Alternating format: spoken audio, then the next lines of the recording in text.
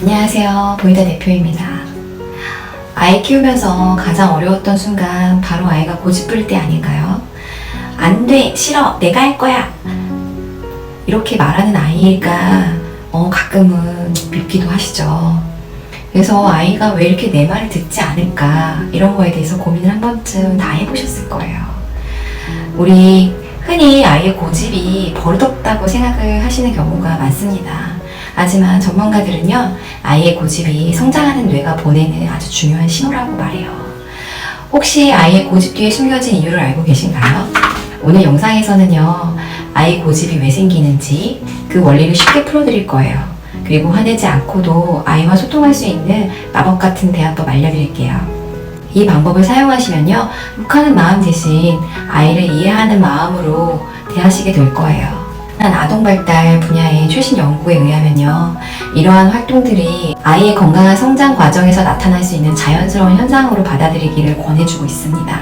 아이의 고집은요, 단순히 반항이 아니라 자신의 욕구를 표현하고 나는 독립적인 주체야, 나는 이런 사람이야 라고 하는 아주 중요한 발달 신호입니다. 아이는 고집을 통해서 자신의 존재를 알아가게 되는 것입니다. 자신과 다른 사람의 경계도 깨닫게 되고요. 그래서 이때부터는요, 자연스럽게 사회적인 규칙을 배워나갈 수 있는 시작이라고 보시면 됩니다. 아이의 뇌는요, 이때부터 스포츠처럼 부모의 반응을 흡수하게 됩니다. 부모가 감정적으로 소리치면 아이는 불안과 공포를 느끼게 되고요. 따뜻하게 안아주면 안정과 사랑을 배우게 됩니다. 이처럼 부모의 반응은요, 아이의 뇌 구조를 평생 걸쳐 변화시키게 됩니다. 아이의 고집이 심해지는 데는요, 부모의 일관성 없는 태도가 큰 영향을 미칩니다. 같은 상황에서도 어떨 때는 봐주다가 어떨 때는 혼내기도 하면 부모의 기분에 따라 규칙이 바뀌니까 혼란스럽게 느끼게 되죠. 그러다 보면요, 때를 써야 원하는 것을 얻을 수 있구나 이렇게 배우게 되면서 고집이 점점 더 심해지는 악순환을 빠지게 되는 겁니다. 결국 아이의 고집은 부모의 양육 태도를 그대로 보여주는 거울과 같다고 생각하시면 돼요.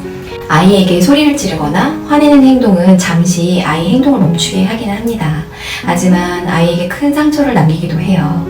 부모의 반복되는 화는 아이에게 스트레스 호르몬을 과도하게 분비시켜서 불안과 두려움을 느끼게 합니다. 이런 환경에 자주 노출되면요, 아이는 자신을 무시당했다고 생각하게 되고 오히려 더 강하게 고집을 부리게 되는 계기가 됩니다. 결국 아이는요, 엄마랑 아빠한테는 내가 이렇게 소리 지르고 고집을 부려야만 내 말을 들어주시는구나 라고 잘못된 패턴을 배우게 돼요. 이는 아이와 소통을 단절시키고 아이를 위축하게 만들면서요, 부모 몰래 행동하게 하는 안 좋은 결과를 가져다 줄 수 있습니다.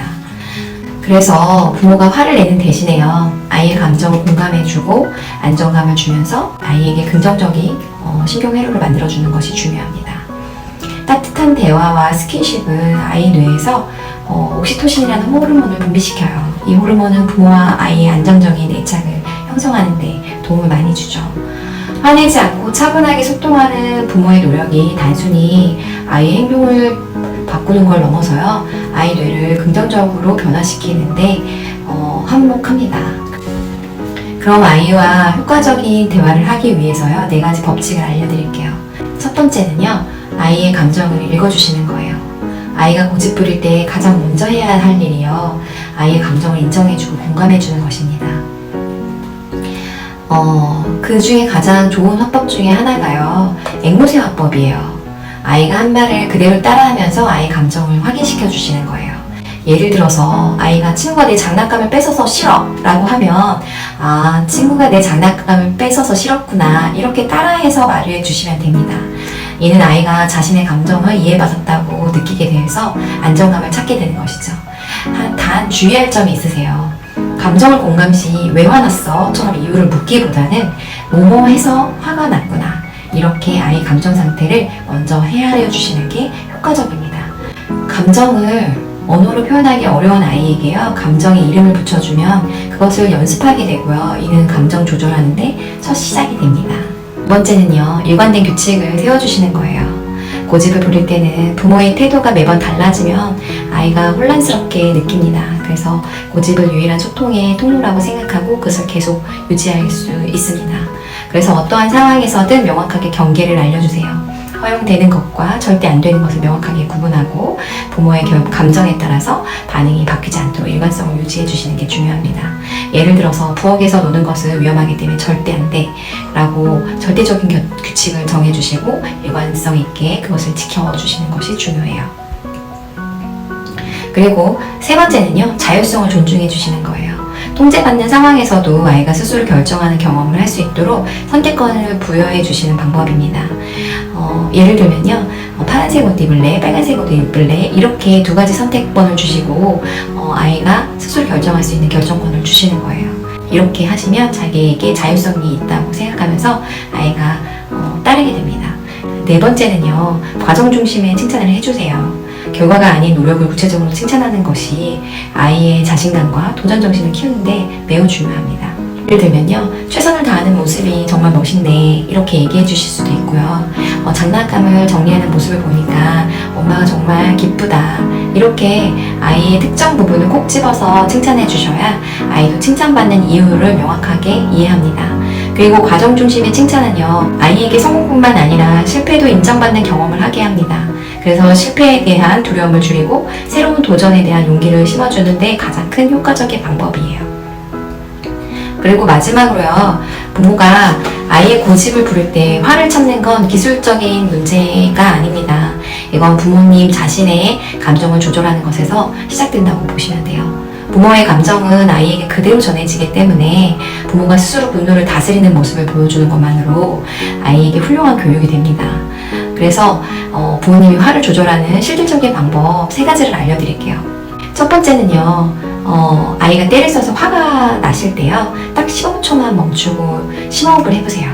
잠시 자리를 피하는 것만으로도 감정이 폭발하는 것을 막고 평정심을 찾는 데 도움이 됩니다.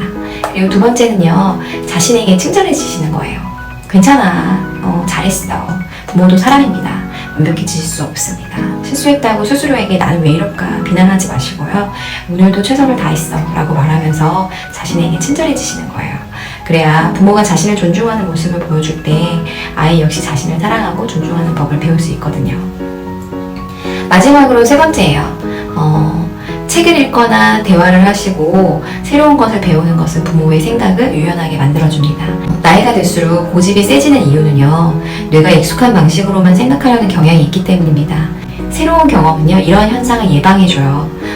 부모가 유연한 사고방식을 가진 모습을 보여주는 것이 아이에게도 좋은 모범이 됩니다. 결론적으로는요, 아이와 함께 성장하는 부모가 되길 바랍니다. 아이의 고집은요, 우리를 힘들게 하지만요, 사실 아이의 독립심이 자라나고 있다는 중요한 신호잖아요. 아이에게 화내지 않고 소통하는 방법, 이것들을 몸에 익숙하게 하시면요, 아이의 인생도 달라질 거예요. 오늘 영상이 아이에게 소리 지르는 대신 차분하게 대화하는 데 큰 도움이 되셨길 바랍니다.